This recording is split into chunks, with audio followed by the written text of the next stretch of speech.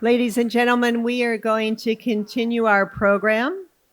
And it is a great pleasure that I introduce our keynote speaker of today's luncheon, Deborah Norville.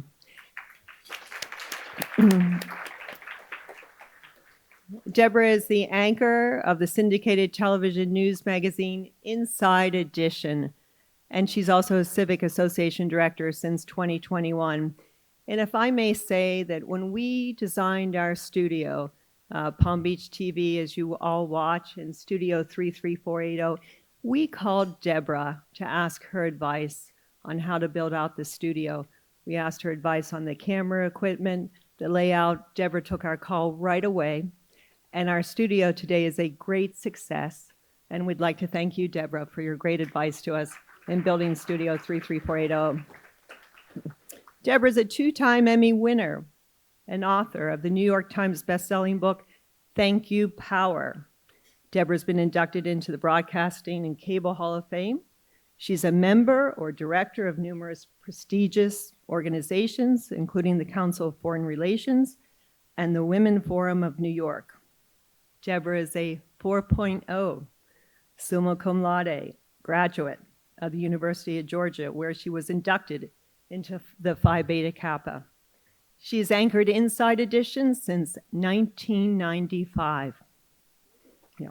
And prior to that, she was an anchor and correspondent for CBS News and co-host of Today on NBC. And she's going to share her expertise with us today on the changing landscape of media. Please welcome our chairman of the board, Michael Pusillo, who serves as the moderator, and Deborah Norville.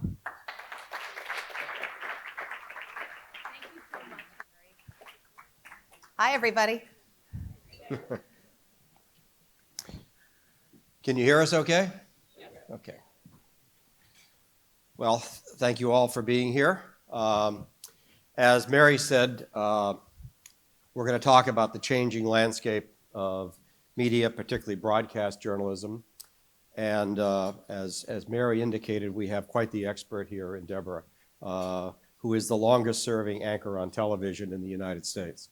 So we're very pleased to have you here. Now, Deborah, I'm going to start with some of the changing economics. About 6 months ago, we had Chuck Todd here from NBC, and he was talking about how the various online marketplaces like Craigslist and AutoTrader really had such a huge detrimental effect on local newspapers that advertising that you used to read in the classified that would basically support the news went away with the advent of these online marketing forums. So my first question really is, turning to broadcast journalism, have you seen something similar to that in the area of broadcast journalism? And if so, what have you seen and how has it affected broadcast journalism? Yeah, and it's really kind of bigger than broadcast journalism. I think it's legacy media versus digital media. And I think what we're seeing is a rebalancing of where eyeballs and attention is going. So in terms of newspaper, 57% of newspaper jobs have disappeared in the last 4 years. That's a staggering number. When you look at what's going on in cable television viewing, cable TV viewing has dropped 14% in, I think it's the last 4 years. And when you look at what's happening demographically, 50% of young people, 18 to 34, aren't watching television. So where have they gone? They've gone to digital media. So they're on social media. Right now, this year in 2025, more people are tuning into social media, Twitter or X it is now, Facebook, Instagram, Blue Sky. More people are on social media channels than are watching television. And so the result of that is, in the same way that the ad dollars for newspaper that Chuck Todd talked about went to Craigslist and the online marketplace websites, in television, and whether it's cable television or really more importantly in legacy broadcast television, you're seeing the ad dollars shrink because the audience is smaller. When I started Inside Edition, I can remember there's old posters laying around the office walls. And one of the advertising things we put in a trade magazine talked about Inside Edition's national rating number was 13.7. That's a humongous number. I think our national rating now on a great week is 2.9. So that gives you an idea of just how much the audience has declined because they have other places to go. Netflix didn't exist. Apple Plus didn't exist. When I started at Inside Edition in 1995, cable television wasn't the alternative viewing source that it became during the 30 years that I've been at Inside Edition. So it's been a huge watershed shift. So, and particularly with regard to news programming, it seems it's just, you have a cell phone, you've got the news, why watch the evening news anymore? Yeah, honestly, I feel that way. If it's a big story, it already got fed to your phone. You got the little alert at the top of your screen. And so what I feel like the evening news ought to be doing is more context. So Carl told me yesterday, the mayor of Los Angeles cut the firefighters' budget by X million dollars in the last budget. And sorry, darling, I didn't initially believe him because the only bumper sticker I've ever bought in my life was at a journalism convention when I was a senior in college, and it said, and I quote, "If your mother says she loves you, check it out." And I love my husband dearly, but I did check out his information, and he was correct. But I verified the information by actually going and looking at the reportage when the LA city budget was passed. Most people aren't going to do that. But if I could trust Lester Holt's program or Nora O'Donnell's program or David Muir's program to do that story and explain to me that yes, the firefighters' budget was cut, what the implications of that cut was, why that decision was made, and of course we see the destruction of what the result perhaps of some of those quotes are, I would tune in for that show because that show would give me greater context. But here's the thing, to do that reporting costs a lot of money because it costs a lot of producer time, it costs a lot of research time. You can't do that story in 3 minutes, but in 3 minutes you can do the story about the man who's standing there with the garden hose on his neighbor's roof, watering it down. Well, you're gonna get that story on your phone anyway. So I think that's the challenge. You will get more people watching evening news if they perceive a value in the content that that evening newscast is going to give them. But the evening newscast also has to be not just on your television because you're probably not home at 6:30 at night, but you might be in your car, you might be waiting for somebody to meet you for a drink, and you might pull out your phone and watch the evening news then. So if the evening news made it possible for you to watch it on your phone and for them to make money in advertising revenue by you watching it on the phone, they might, I believe, have a chance of having a future that they can look forward to. So if traditional news broadcasting is going to survive, it sounds like they're going to have to change. Yeah. And another thing I think is going to have to change is, and we talked a little bit about this in our pre-interview, is trust in the information you get. When I decided I wanted to be a journalist, I was a senior in high school. That was 1976. In 1976, a Gallup poll, that was the first time they did it, a Gallup poll was done where they measured what the audience level of trust was in news media in general. And in 1976, 72% of the American public trusted the national news media to get it right. They believed in what they were saying. This past year, that same study was done, that same survey question was asked, it's now 31%. Wow. So if they're going to survive, they not only have to do stories that are more meaningful to the audience, they have to share that information with a credibility and a level of trust that right now is at a lower point than anyone in the news media would wish it to be.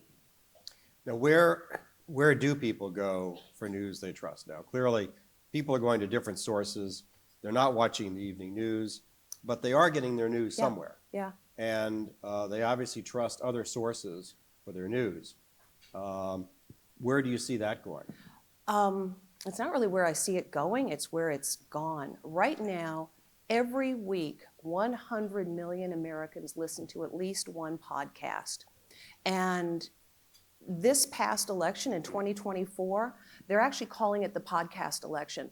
And there's sort of some mile markers. So 1960 was called the TV election. And we all remember the, whether we personally remember it or not, but famously, it was the televised debate between Jack Kennedy and Richard Nixon at WBBM Studios in Chicago. And Nixon was offered the opportunity to have makeup to kind of cover up the 5 o'clock shadow. He famously said, nope, I don't need makeup. Jack Kennedy, who was younger, obviously handsome, and not afraid to get a little makeup on his face, took the makeup, and we know who won that debate, and we know who won that election. Fast forward to 2012, they call that the social media election. And that was the election when Barack Obama won. And the Obama campaign very skillfully figured out a way to use data. Data driven by the internet usage, data driven by these newly emergent social media platforms. In fact, one of the things that they did, this is kind of interesting, they used the data to figure out which demographic groups, and really sliced and diced it pretty precisely, which demographic groups did they need to be able to win the 2012 election. And their data gurus said, you really need the 40-ish white soccer moms. You don't have the white soccer moms, and you need the white soccer moms. You got to get the white soccer moms. You know who white soccer moms really liked back then? George Clooney. They had the hots for George Clooney, and so they were able to persuade George Clooney, who, as we all know, is a very supportive Democrat, to agree to allow CBS This Morning, or CBS Mornings, whatever it was called at that particular moment, to come to his home in California and do basically like a house tour. Here's my kitchen, here's my family room. And throughout the little tour, share stories about Barack Obama and why he was supporting him for president. And I don't know how much CBS News was aware of that aspect of the party's planning of it, but it was definitely interjected in the interview, and it worked. The soccer moms who loved George Clooney decided to take a look at Barack Obama, and he ended up winning the 2012 election. Now fast forward to 2024, and it was the podcast election. Donald Trump very wisely employed the use of podcasters. He visited, what was it, 10 or more podcasts. Quite a few podcasts, including Joe Rogan, who has a phenomenal audience. And I believe it was a 3-hour interview with Joe Rogan. And he flew over to Joe Rogan's studios, I think in Texas, and spent the time with him. And it paid off big time because Donald Trump was able to reach over 26 million ears through the podcast interviews that he did. Kamala Harris was late to the podcast game. She did, I actually wrote it down, because facts are your friend. That's what I tell my kids. How many did she do? Because I don't want to get this wrong. Oh, she did, I think it was 8 podcasts. She hit 6.4 million viewers, or listeners. So she hit a lot fewer. One of the famous ones she did was the Call Your Daddy podcast with that woman, Alex, who's been super successful.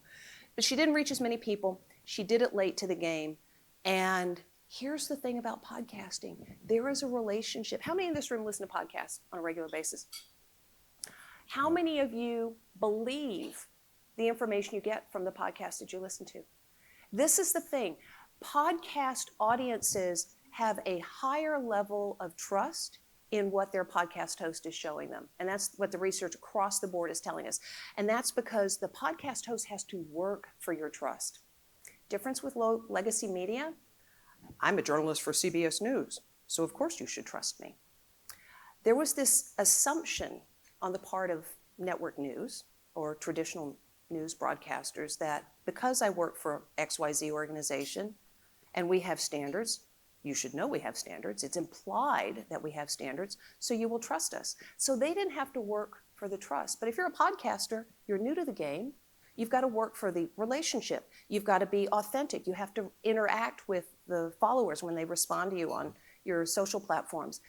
And there is a perception of integrity amongst podcast audiences to their host that we don't see in the research with the traditional network journalists or even the traditional newspaper journalists, with the big national papers.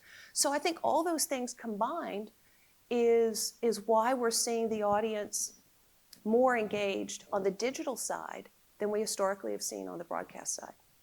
It sounds like Joe Rogan is the new Walter Cronkite.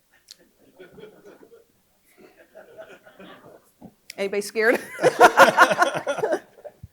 Yeah, no, because he's got the audience connection, he's got the credibility, and he's definitely got the reach. You know, it was General Westmoreland who famously said, when I've lost Cronkite, I've lost the war. So maybe if you don't win Joe Rogan, you don't win the election. That's certainly the case in 2024. Sounds like it. It sounds like it. I want to pivot a little bit to national versus local. What you're describing really is a world where the news is really centralized and national in nature. The same podcast is in Manhattan as, you know, in Wichita or whatever, and the concern about local news, it's getting lost. I mean, the local TV station has to make payroll just like any other business, and when they're getting pressured, they're cutting back, and it seems that this national, you know, internet news network that we have and Twitter and all that, it's got to be pinching the local news, and that should that be an area of concern for us? I think definitely so. The Medill School of Journalism at Northwestern University has identified, I believe it's 292 counties in America, which they have declared news deserts. And the definition of that is if they had a local newspaper, it's declined in circulation or declined in frequency. It's maybe gone from a daily to a weekly, or from a weekly to a monthly, or from a weekly to an online, not even printed anymore. And the result of that means the local audience in those communities are not getting local reporting. And that's one of the reasons I'm so thrilled that the Palm Beach Civic Association does sponsor PBTV and does have a really robust effort to make sure that all of us in this room and all of us in our community are informed about what's going on with the barge and the bridge openings and the traffic situation and how council is trying to alleviate some of these things. We are better informed because of that effort and because we have a great local newspaper too that covers these things. But in those 292 counties where they don't have that, what they found, it's interesting, Donald Trump carried this past election with just under 1.5% of the popular vote. But in those areas designated as news deserts, he won 91% of the counties. And those counties tend to be lesser educated, less economically robust. And that doesn't mean people are stupid, but what it means is the information they were getting was on the national level. And so the information that they got on a regular basis had to do with big issues, but they didn't necessarily hear about the local state legislator who might be of a different party. So Donald Trump's a Republican, who might have been a Democrat, but that Democratic legislator very likely could have been supporting highway money that made their roads better in their community. But he won't know about that. The voter won't know about that because there wasn't local news to share that. And so the result is you've got people who are really becoming more partisan, not because they want to be more partisan, but because the only information they're getting is at a national level, which is always colored by the Republican or the Democrat umbrella under which that particular candidate is. And I think that's a problem. And I think it's a problem for democracy, because if we don't have a well-informed electorate, if you don't know what your mayor is doing, you don't know whether to support your mayor in the next election or not. If you find, oh gosh, the mayor has done things that I absolutely support, I will give her my vote the next time she comes up for election. But if you're unaware of what she's doing, you might just go, vote the bums out. And so a talented legislator would lose the opportunity to serve the public simply because they were an incumbent. Now, one of the roles that the media has played, both in newspaper and in broadcast journalism, is that of investigative reporting, really digging out what's going on. It seems to me when you start losing the local reporting, whether it's on a newspaper level or on the local TV station, you risk something there. I mean, is that a valid concern? Okay. I may be the only person in America who can say this. The legislator the congressman from my hometown is Marjorie Taylor Greene, and the congressman for where I lived in New York was George Santos. Thank you for your sympathy. And how did George Santos get elected? Well, it wasn't because there wasn't reporting about the many prevarications in his background. There is a local newspaper in Long Island called the North Shore Leader, which did very good, robust reporting about George Santos, about his background. He wasn't a volleyball player in college, among many other things. But it's like if the tree falls in the woods and there's nobody there to hear it, did it make a sound? The article did not get picked up. It didn't get more widely disseminated. And consequently, George Santos was elected the Republican congressman, the first openly gay Republican, I think, in the history of Congress. And after he got into office, then it was found that much of his background was not what he said it to be. And that was because the New York Times had discovered the reporting of the North Shore Leader. And so when the New York Times re-reported, obviously did its own research and checked it out and found indeed there were a lot of misstatements in his background. They did that story, and then Congress started investigating, and George Santos, as most of us in this room will know, pled guilty last summer to 13 federal counts of fraud, and he will be sentenced on February 7th. So a bad guy got elected the representative for a great part of Long Island, New York, and these people were without effective representation because there wasn't good local journalism that got picked up. And that's New York. And that's just New York. And that's a fairly sophisticated Absolutely. group. Yeah. I mean, there's another great story of a town, again, not that far from a major metropolitan area. There's a little town called Bell, California, and it's maybe 30 minutes drive from downtown Los Angeles. It's sort of due west of Whittier, California, where Richard Nixon grew up. And in 2010, the Los Angeles Times did do reporting about what was going on in Bell, California. The President of the United States makes $400,000 a year. That's the salary for president. The city manager of Bell, California was making over $800,000. And the police chief was making $457,000. At that time, Ray Kelly was the chief of police in New York City. He was making about $250,000. So this is what happens when there's not good reporting. What is it that, with the cat's away, the mouse will play? If there's not a media cat, then the possibility of the political mouse going crazy is real. And that's just another example. By the way, we're going to keep a few minutes open for questions, and there are note cards on your table if you have some questions on some of the things that Deborah said, which I'm sure you will. We've got some staff members, just fill out your question, and we've got some staff from the Civic Association that'll pick up your questions, and we'll try and get them answered. I want to leave a little bit of time for questioning. So you've given these examples of investigative reporting. Obviously, there was a breakdown in the local reporting in Bell, California, and even in Long Island, which strikes me as pretty amazing. You mentioned the Civic Association.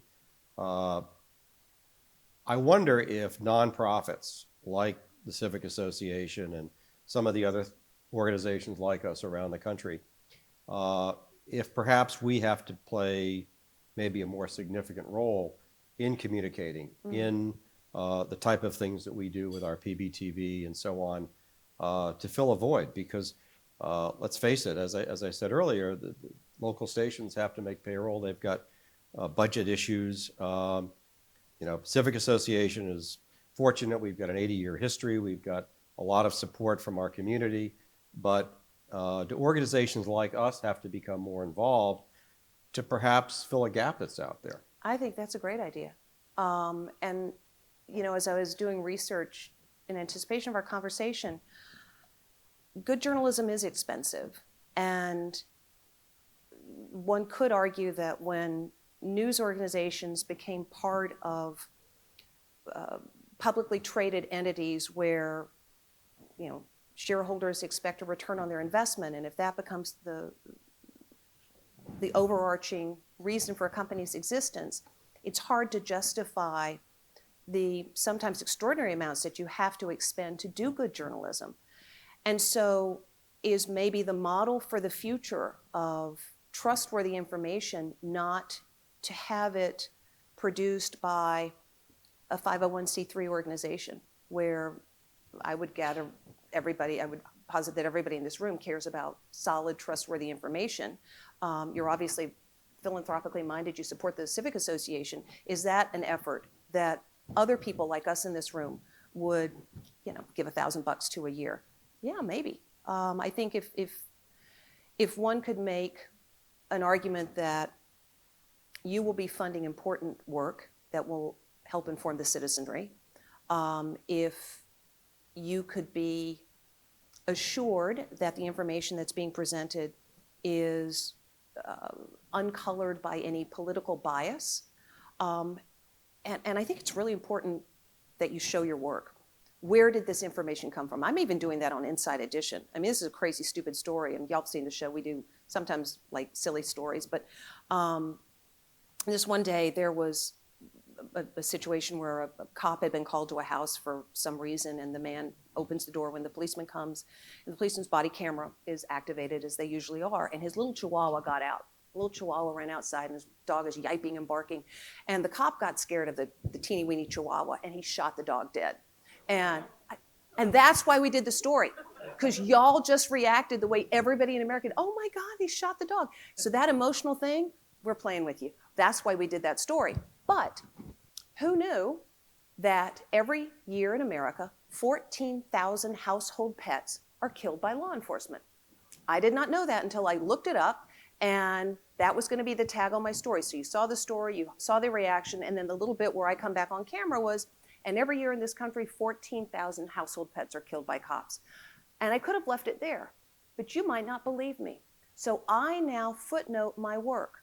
So instead of saying it like that, I said, according to the Bureau of Justice Statistics, which is a Department of Justice organization that keeps data. So don't believe me, go look it up for yourself.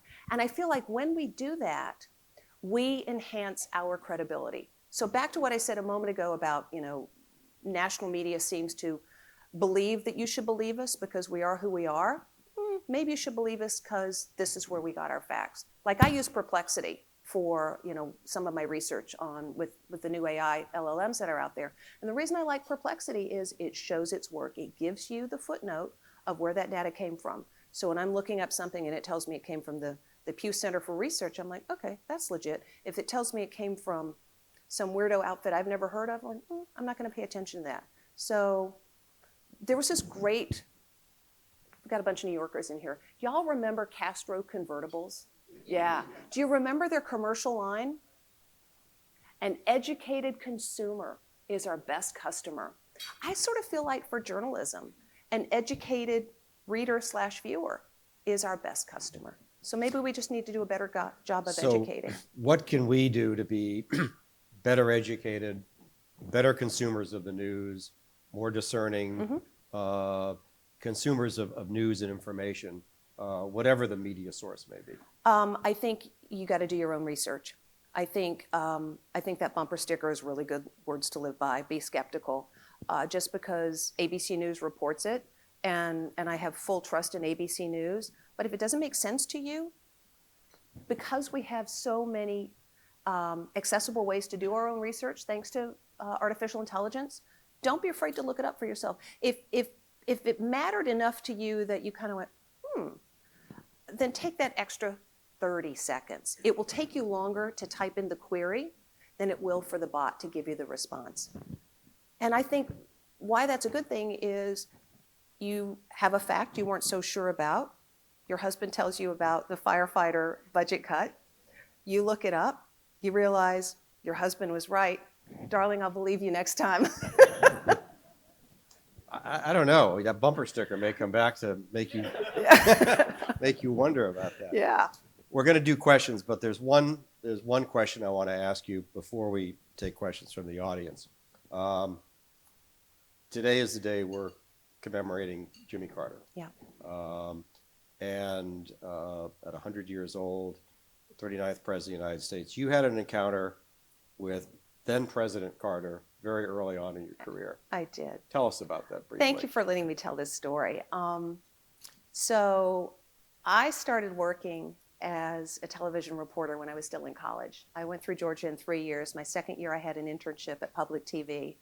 And the wife of the guy who ran the CBS station saw me on this PBS show I was doing, and he saw some potential. So they brought me in as a gopher.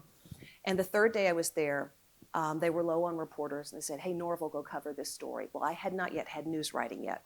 And I probably should have told them that, but I decided to keep that fact to myself. So I went out. I did a story about the DeKalb County Fireman's Family Picnic. My cameraman started smoking weed on the way to the story, which just was a sign to me that I should have told them that I didn't know how to do a news story because God was going to get me. But I got through the story. I didn't get busted. He had an unbelievable amount of food before we shot the story. And at the end of the summer, they said, if you'll work weekends when you go back to finish your degree, we'll guarantee you a reporting job. So on one weekend in January, Jimmy Carter was coming to Atlanta to receive the Martin Luther King Jr. Peace Prize. And the way it works is you've got local reporters here waiting for the dignitary, and the national media scurries in seconds before the dignitary arrives. So I'm here, it's January, it's cold as hell, and it's live. The new news is happening, and they go, let's go to Debbie Norville. I was still Debbie then. Let's go to Debbie Norville. I said, well, we're here, and President Jimmy Carter will be arriving any moment, and because the national media is scurrying over here, so I know he's going to arrive any moment. And all of a sudden, and the President of the United States has just arrived. Mr. President. Jimmy Carter walked up to my microphone, which used to be held by Judy Woodruff, who had also worked at Channel 5 in Atlanta, and she had gotten hired by NBC to be their national correspondent because NBC was afraid they didn't know how to talk to a peanut farmer from Georgia, but this girl knew, so they hired her. And that's so I'm holding the microphone that Judy Woodruff used to, we blondes, we all look alike. So President Carter comes up to the microphone. I've got the question. Every day there's a question, whatever the question of the day is. It happened to be about Bella Abzug, the president's Commission on Women person. So the lady with the hat. So she just resigned. She was upset about something the president done. So I don't even remember, but I asked a question about Bella Abzug. He said whatever he said, because I don't remember what that was either, because I'm talking to the president. Could you remember what's going on? You're talking to the president. That's the only thought in your head. And the deal is the president should go to the next person, right? And let them ask a question. Nobody told Jimmy Carter what the rules were. And President Carter did not move. And I had only one question. But I'm from Georgia, and I knew all about Jimmy Carter. I knew about planes. I knew about Miss Lily. I even knew about Billy Bear. And I knew about Dr. King, and I knew that when Jimmy Carter was governor, the first thing he said at his State of the Union address, or whatever it is when you become a governor, about civil rights. And so I knew how committed he was. And so we're just talking about civil rights and Dr. King and this and that and the other.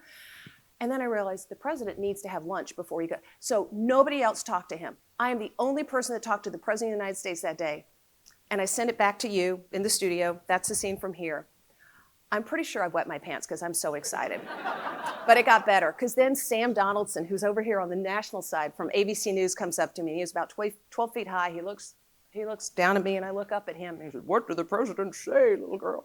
I said, y'all seen Sweet Home Alabama? The president is happy to be home. And he looked at me like, oh, my God.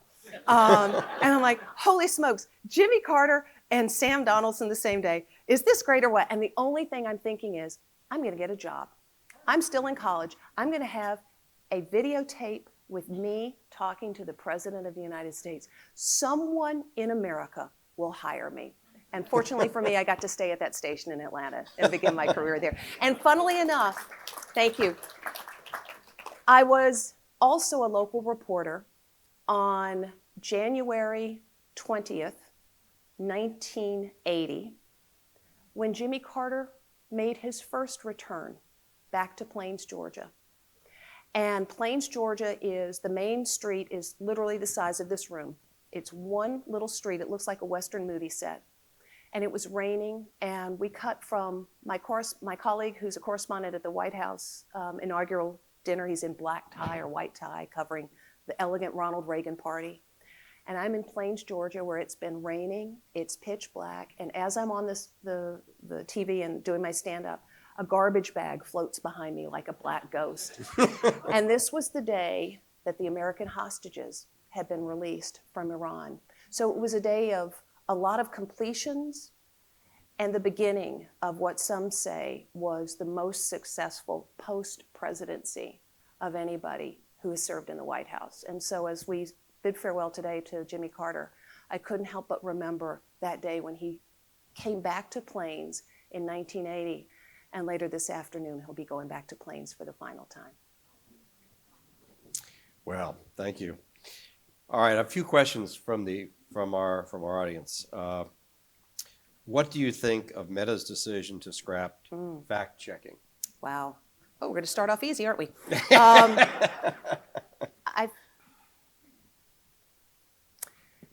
It saddens me, but it also, I think, emboldens me to say what I said a moment ago. You got to check your own facts. You have to be skeptical of what's out there. Frankly, I think it's probably a good thing for users of Meta, Facebook, to know that any information on there is completely unvetted, unverified. Don't take it with a grain of salt. Have a salt shaker handy. I think we live, some would say, in a post-truth environment, and if there's any truth to that, then what that means is those of us who care about facts, I think that's people in this room, because we care about our community, I think it's important to just validate the information and don't be so trigger happy. Don't be trigger happy to post stuff, and please don't be trigger happy to believe stuff. Use the intelligent filter that God has given you and process that information. Your answer reminds me of Civic Association about 12, 13 years ago had Tom Brokaw here, and he said something at the time which just struck me, and I remember it. He said, this is, I think, 2012. We live in an era where people believe nothing the government says, but everything they read on the internet. Wow. And that was 2012. Yeah. You know, it's funny. I love Tom. Tom gave me many opportunities at NBC News, and I will always be grateful to him and for his leadership and his mentorship. There was a study that was done in 2006, just a few years before Tom was down here, at Harvard University. And the result of this study was they were looking at news consumers, and they found that people believe information which confirms the beliefs they already have. So I won't ask what channel you watch, but chances are you watch that channel because you really feel like they get it right. And maybe they do get it right, but maybe you feel they get it right because what they're reporting comports with what you already believe. There's a couple questions here that are sort of along these lines and similar. I mean, the question is essentially, in this era where there's multiple sources of information, some of which are reliable, many of which are not reliable, where can we go as consumers of the news to find that which is true, that which is reliable? Yeah. I'm blanking on the name, but you can look it up. Steve Ballmer has started an organization. I don't have my phone on me. I'd pull up the name right now. But Steve Ballmer has started, I think it's called USA Facts or something like that. And that's exactly what he's trying to do. And he's obviously got the resources to put behind it. But in sort of a more general sense, I believe you go to the government information. I think the data banks that we, our tax dollars are paying for are still sources that you can trust. And if it's a crime thing, you go to the FBI or the Department of Justice. So you don't have to be that smart to figure out where to go to look for the information. But if you really want to make sure it's right, I think you have to do your own research. Last question. Streaming services, so many of them. Which ones do you think will survive, and how will they change and adapt? Ooh, gosh. Well, Netflix is going to be there forever. I think Apple Plus is going to be there. Does anybody really think that Amazon cares about Prime Video? No, they just want you to buy the Prime subscription so that they can sell you more stuff. But in terms of like Warner Brothers Discovery, Paramount Plus, which is where I am at CBS, Peacock, which is the NBC one. If Disney feels that they have to buy Fubo to be big enough, as big as Disney is, then there's going to be a lot of consolidation. I think we're going to end up with like 4 at the end of it all. I could see parts of Warner Brothers Discovery getting melded in with some of the brands that NBC is talking about spinning out. But really what you're doing with the streaming service is you're creating another cable TV world. You're just paying for it differently. Instead of paying Comcast for the cable, or who do we have down here, DirecTV or whatever, you're paying whoever your internet provider is. And then you're paying another. YouTube TV is $85 a month. That's what cable used to cost. So you're buying cable. So everybody said, oh, I'm going to cut the cord. I'm not going to pay for cable. No, you're spending the same amount of money. You're just spending it for streaming services. There will be fewer. If I knew which ones were going to survive and which ones would die, I'd be shorting some stocks and going long on the others. So I don't know the answer to that. Okay. But it'll definitely be different. Well, it's definitely different now because people watch their televisions not to watch cable or broadcast, but it seems to watch streaming services. So it already has changed a lot. Well, I see Mary moving up here, which probably indicates I'm about to get the hook here. Thank you. But Deborah, thank you so much for this. This has been it's been very fascinating. Thank you, Michael. I think we've all enjoyed it. He's And, a wonderful interviewer. Thank you, Michael. thank you. And Deborah, on behalf of our directors, our members, and our invited guests, we have a gift for you. We thank you so much for today, and we thank you for being a resident of the town of Palm Beach, you and Carl. So what a great day for us.